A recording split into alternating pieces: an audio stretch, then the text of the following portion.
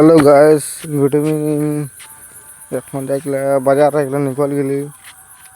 কি মিলত বাজার যাচ্ছে মুনা টান আছে মুনা পাই গেলি মুনা ধরলি যাচ্ছি আমি এখন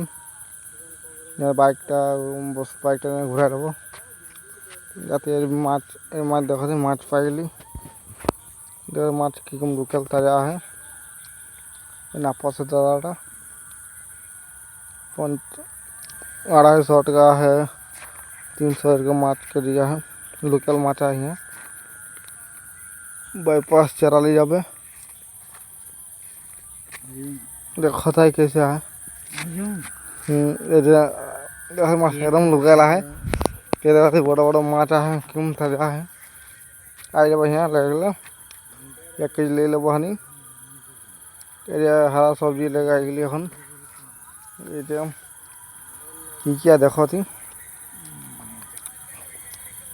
এখন দাম বহুত বাড়ে গেল সবজি के মার্চাগুলা ले लब बिलाती ले लब सोचे और जी नापक ले ले शुरू कर नापे के लिए जाना था नापा से पाला में उठाए थे दुकान वीडियो हम रखी हिमालय लाइक शेयर करवा।